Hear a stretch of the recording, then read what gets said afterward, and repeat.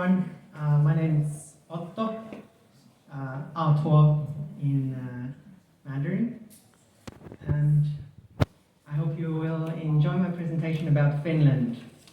I think there's a lot of things I could say about my country, but I want to focus on the things that I actually like myself, the things that I actually do myself, and the parts of the culture that I don't think are only something that you would find in travel guides and whatnot, but something that we actually experience as Finns ourselves. How do I move up with this? The other way around? So, when you think of Finland, do you have any preconceptions, like what comes to mind about Finland to you guys first? Money? I guess so. We're pretty rich, but Finland actually doesn't have many natural resources, or our economy is built on services like IT, and there's some. We do have one natural resource, which is the forest, and it's got both a recreational value and a direct economic value for logging and stuff. And actually, this causes a lot of contention within the Finnish society, because some people would like to use it for wood, and others would like to preserve it. Any other ideas? Letter. Letter F, it comes mine. Escalator? No. Letter F. Letter F from Finland. Wow, so I guess there's not many preconceptions, but okay. I came up with some. I thought about the aurora and snow. This is a picture I took on a trip. I thought about Moomin, which is one of the Finnish brands that people might know, about sauna. I thought about this being ranked the world's happiest country for 7 years in a row. And also, I thought about Santa Claus. Because I hear a lot of people mention these things when I say that I'm from Finland. But is this an accurate picture of Finland? Yeah, I suppose like all of these things are something that, these two pictures on the left, I took them myself. This mug, we have this at home. I would consider myself pretty happy. And yeah, I guess this thing exists as well, this Santa Claus village. But really, I wouldn't say that it's a very balanced picture of our country. Because these two pictures, they're taken from, for instance, these pictures are taken from the north. And if you look at where the people of Finland live, they're mostly in the south, right? Below this line. Like if you were to draw a median, maybe it's here, like half of the people live below this line and half of them live above it. You can see that all of this area here in the north is just, it's hardly anyone. It's like no 1 to 10 people per square kilometer. And if you compare it to Dongshan, or one of the most populated districts or areas of Finland, which is this Kamppi district of Helsinki, which is the capital. The capital is down here, Helsinki. It's like, it's nothing. 10 people per square kilometer. So most of the people live in the south. And I also live in the south. I live in this city of Turku here on the southwestern coast of Finland. It's very beautiful. Okay, the snow and the aurora, they might look beautiful. This picture, you might think that it's taken in the evening or in the morning. The sun is like barely visible. Because it's a nice day, you know, there's not too many clouds. Most of the days in the north would be a lot more cloudy than this. But actually this picture is taken like almost at noon at 11:23. And in the south it's even worse in the winter, because you might have snow, but you'll also have rainfall. It's just depressing. It'll be dark, and the only thing you can see is the rain and the orange glow of the street lights. So I don't really know why Finland is advertised as a winter destination so much, when personally I don't think that's the best time to visit. Okay, so it's cold. So you can see that in the summer it's still colder in Taipei. This is the average temperature for my city. The upper line is the highest temperature, like the daytime temperature, and the lower line is the nighttime temperature. So in the summer, during July and August, it's maybe 22 degrees during the day on average. It could be a little bit more on some days. And in the winter, it'll be just below zero on average. So, okay, so it's cold, but what's the big deal? Because like many other places in the world are also cold, like Sapporo or Toronto or something. It looks quite similar to the Finnish graph. Like, okay, the winter is a little bit colder than my town, and the summer is a little bit hotter in Sapporo and Hokkaido. But the big deal is that this graph shows the amount of daylight, like how long is the day during each time of the year. And in the winter here in December, it's the lowest in the northern hemisphere. And you can see in this green line is Taipei. It's 10 hours and 13 hours in the summer, so not a big difference. In Sapporo, which was about the same temperature as my town, it's 9 hours in the winter and 15 in the summer. But for us, during December, we can only get like a little bit more than 5 hours of daylight. So we have to wake up when it's still dark. It might be raining, and when we come back home from school or whatever, it's already dark again. So there's like hardly any daylight, and most days will be cloudy as well. So you really don't get to enjoy the snow all the time. The flip side, however, is the summer when you can get 19 hours of daylight. Or if you go even more north to Rovaniemi, which is where the Santa Claus village is, where hardly anyone lives, but in the summer you can get days when the sun doesn't set at all. And that's quite beautiful. Can you guys guess when this picture was taken? It's taken in where I live, close by to where I live in Finland. Any guesses? August? How about the time of day? Afternoon? 12:30? It's taken almost at 11 p.m. So I think this is incredible, and this is why you should visit Finland in the summer. The atmosphere when it's this late, but you can still see the lights and everything is beautiful. It's quite special, and something you wouldn't be able to experience in many other places in the world. And the reason for this is, of course, that even though the temperature is similar to Hokkaido or Canada, Toronto, Finland is so much more north that the variance in the length of the day is much higher. Okay, so how about this one?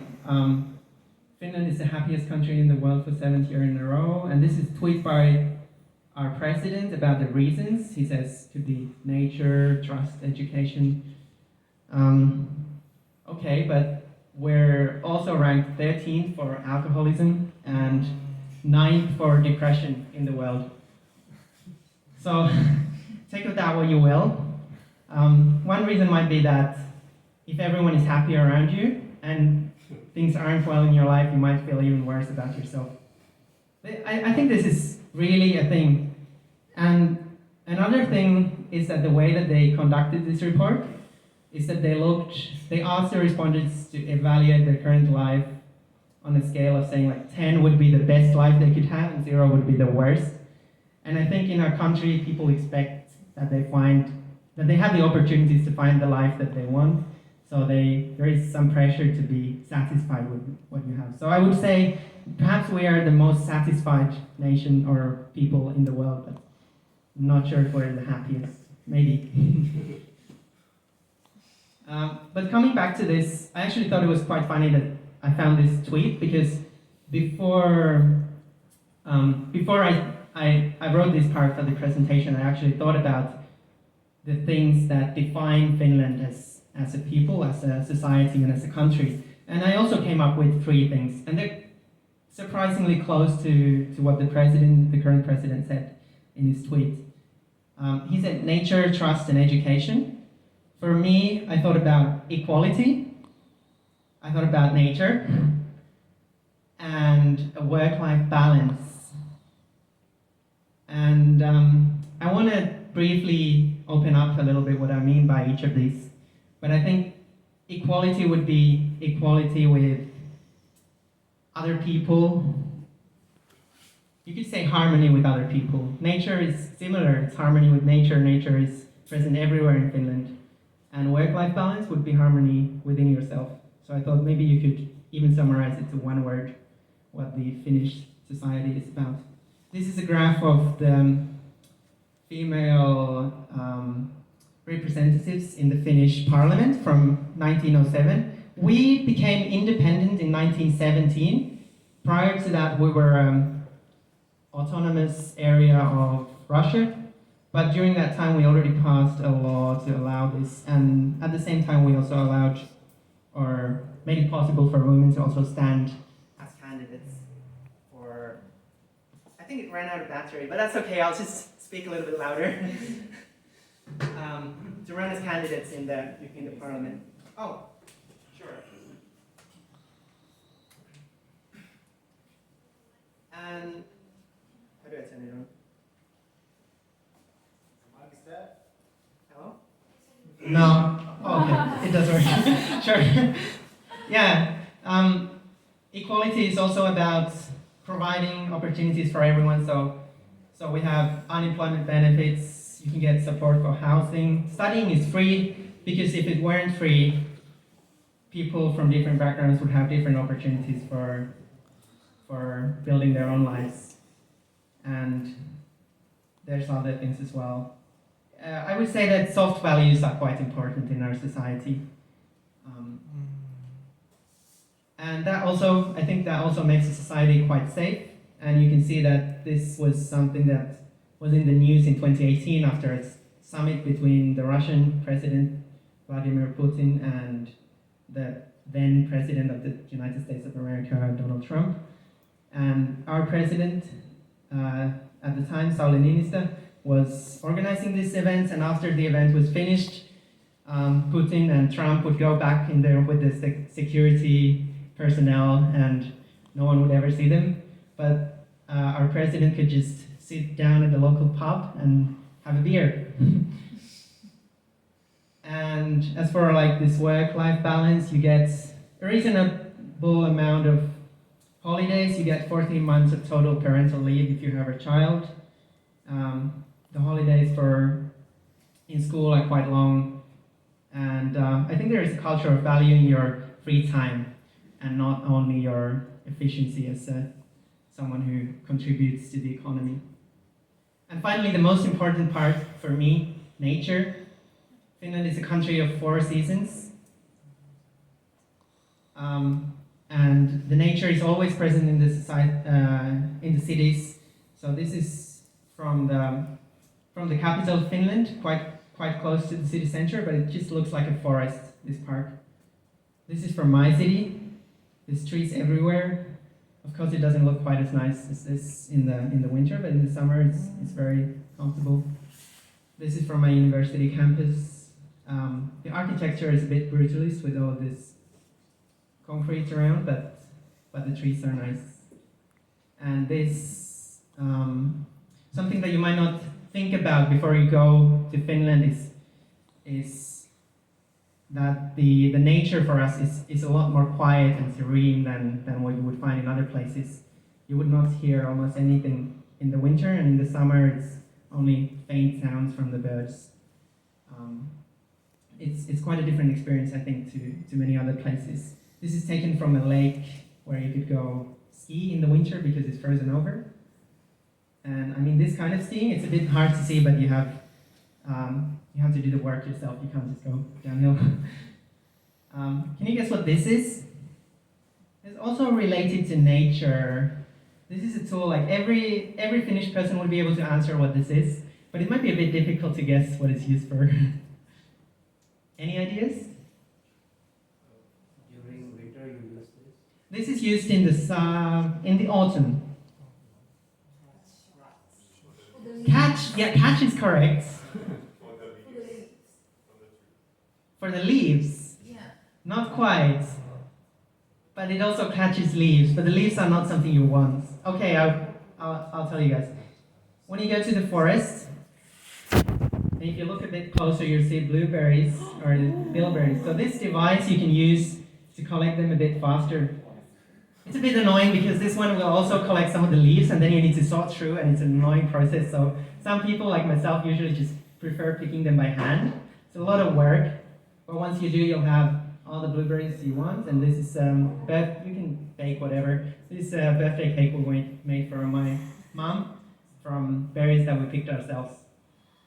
And okay, you might think, wait, are we just going into someone's forest to steal the berries? But no, actually, we have a law called Everyone's Rights. And the idea behind this law is that the recreational value of nature belongs to everyone. Sure, you're not allowed to go and cut trees and sell them, or you're not even allowed to go and pick the berries and sell them without permission of the landowner. But you can go pick berries for your own use, or mushrooms. You can camp on other people's land, or, well, land that's owned by other people, but like I said, the recreational value belongs to everyone.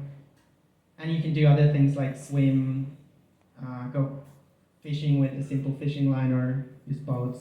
And most importantly for me, you can go anywhere. And I feel in some places, I think Taiwan is quite nice, there's not too many restrictions, but there are some places in the world where it feels like you're only allowed to go through this line that's designed for you, whereas this kind of right to roam where you can go anywhere you want is quite important to feeling free for me.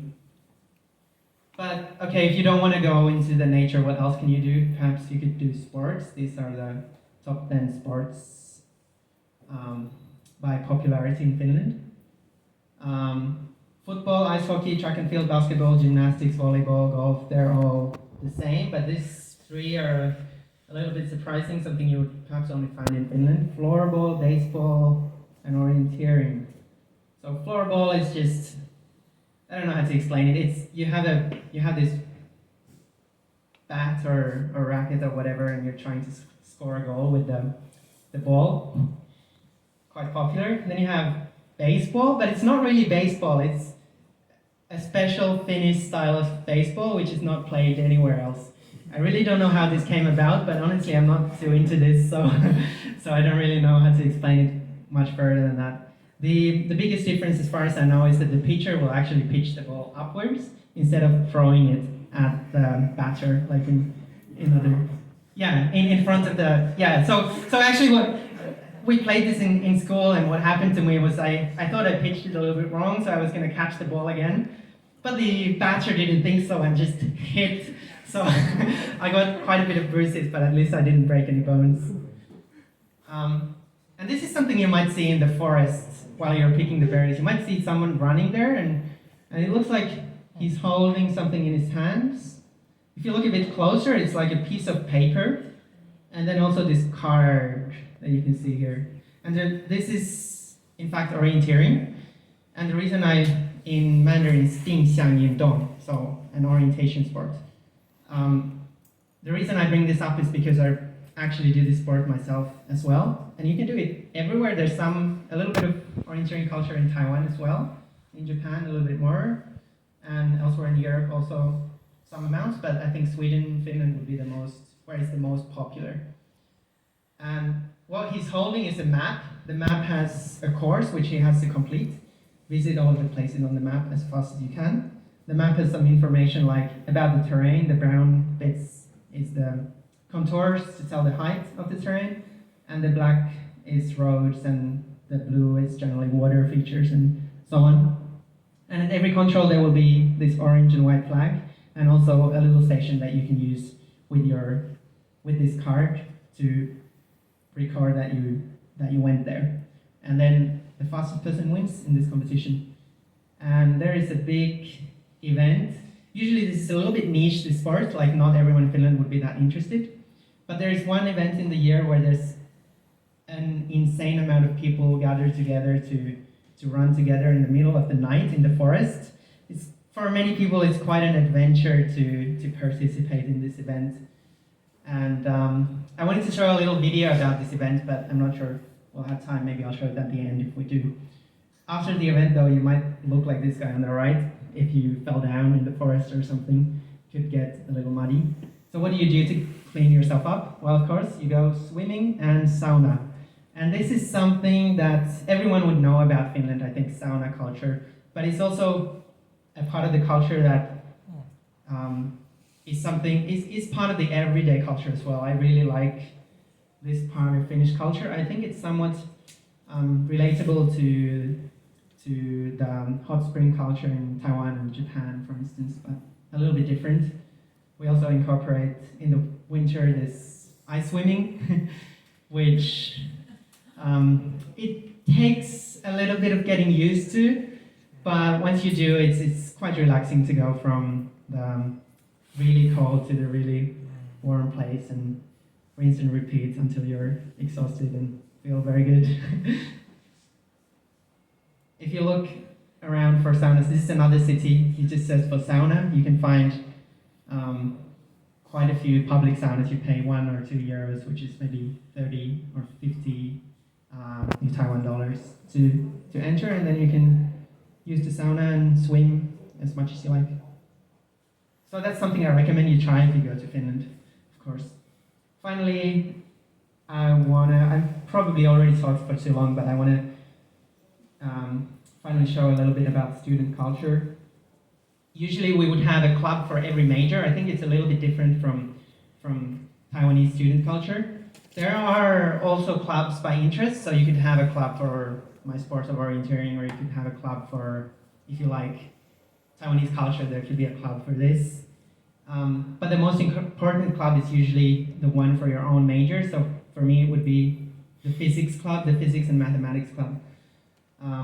And they do all kinds of events, not just related to your major. Actually, most of the events are not related to your major, but it's just for students to have some social life.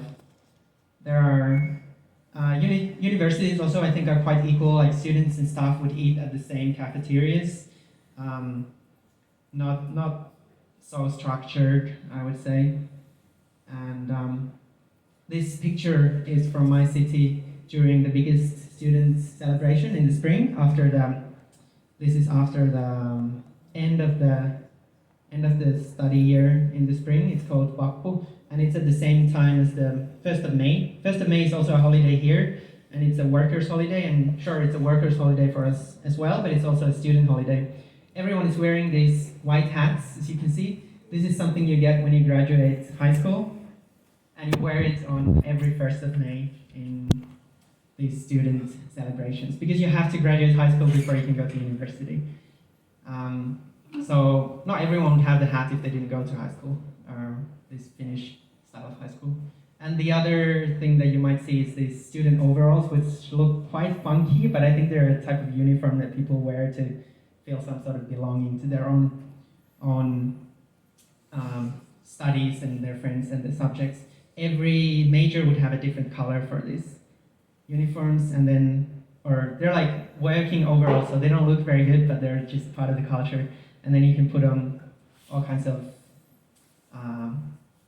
they're not stickers, but something you can sew onto your overalls. It's a little bit hard to see here, but they have so many of them here.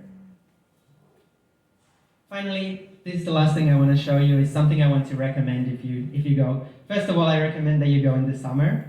Maybe it was already clear from my presentation. And if you do, I really, really recommend going to the archipelago, because I think that is the most special place that you can find in this country. This is a road that you can cycle. There is a cycling path all the way through this road, and you can find accommodation. It's about 100 kilometers, so you might want to do it in one day. But the archipelago is extremely beautiful. This is us during midnight still with our friends, some of my friends cycling this route last year, and you can take the ferries for free. If you don't want to cycle, you can also take a car, and the ferry would still be free. That's all.